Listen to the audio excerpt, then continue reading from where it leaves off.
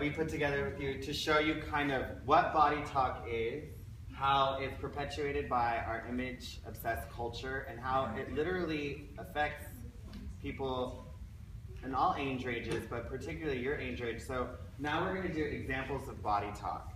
So body talk is comments or conversations that are centered around appearance. Some of them seem good, some of them seem like compliments, but really anything that centers around the importance of appearance has a negative impact. So these are some pretty common examples of body talk for the middle school age range. So, I'm so fat, she's so fat, he's so fat, look at his yellow teeth. She's too fat to wear that. Look at those glasses, he's such a nerd, you know. You're way too short to play basketball. So raise your hand if you've ever heard these, like in the hallway, right? So a majority of you hear this kind of stuff on a regular basis. My sister's your age, I hear this stuff all the time. So, do you see how these are negative? Yeah. Okay, well sometimes we have body talk that maybe even seems positive or it seems like a compliment, but it's still really hurtful. So statements that are like, you're so lucky you're tall, or, you know, being like, hey, you look great, have you lost weight? Or, you know, asking someone how they're so thin. And so why do y'all think that these statements can also be harmful? Yeah?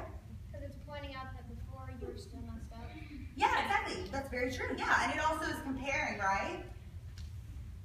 Do you see the comparison in here? You're comparing yourself towards someone else's appearance. And where did we decide already that you get your appearance from? Your parents, right? Can you choose most of how you look? Well, So, on the outside. well, on the outside there's some things, but does it really, it's not really fair to yourself or other people to compare apples to oranges. Have you ever heard that before? And so then sometimes too we have nicknames that maybe come from our family members or friends or things like that. And so you have to be careful with these kind of statements because, you know, it's like you're so lucky you're tall. Well, what if that person's insecure about their height? Or asking someone if they've been on a diet or how they've lost weight. You never know why someone is the size or the way that they are. They could be sick, they could be taking certain medications, they could be doing unhealthy things that control their weight.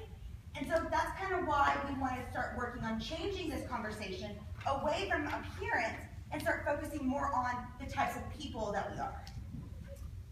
Next slide.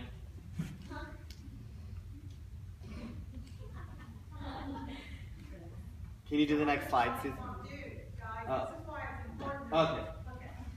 Okay, awesome. So this is research. This shows exactly what body talk does. So all those conversations centering on your body. So research shows that 3 to 5 minutes of fat talk or body talk makes you not like your body and creates a negative body image.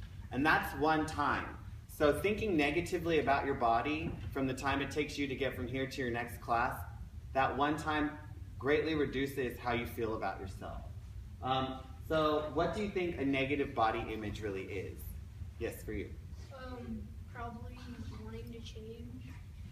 Yes, we actually passed out a sheet of paper for you which is going to have these definitions on it. But you're right, like a negative body image means you feel self-conscious and anxious about your body and how it looks. You feel uncomfortable and awkward in your own body.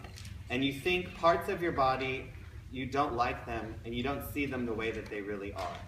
So you start to distort.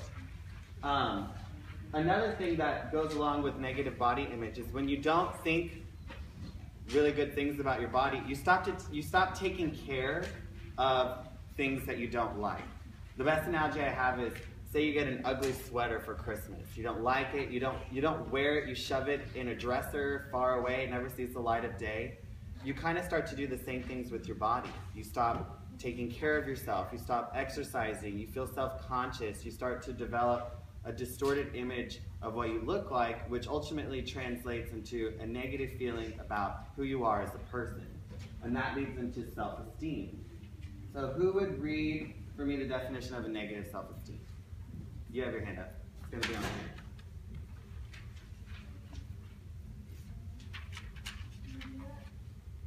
Negative self-esteem is You do not you do not feel talented, or you believe that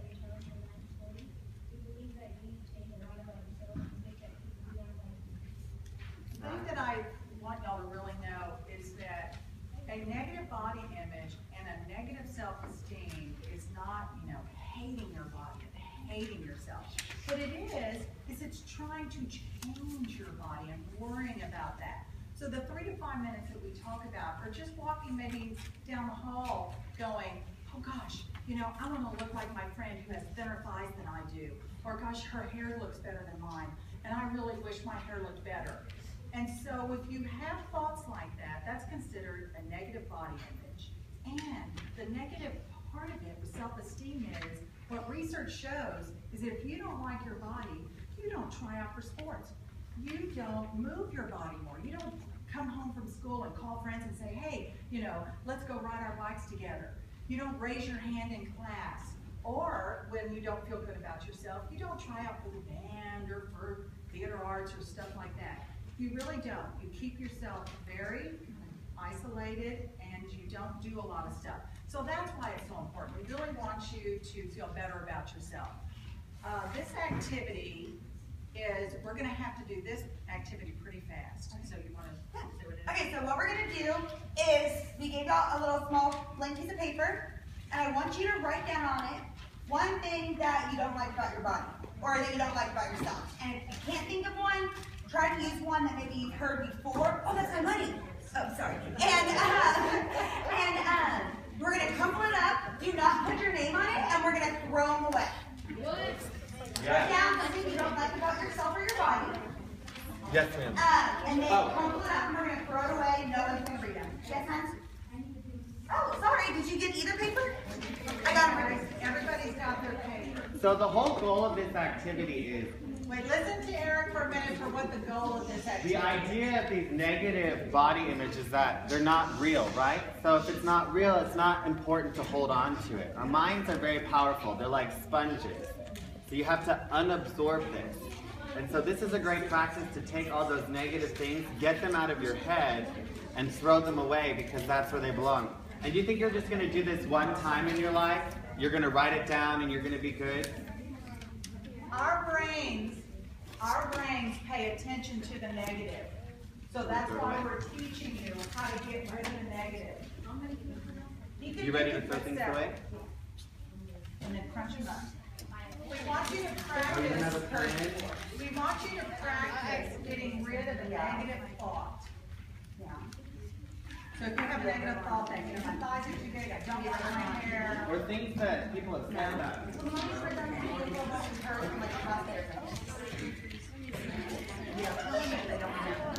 Or there's even, oh no, but you can even put down on my freckles, I wish I was thinner,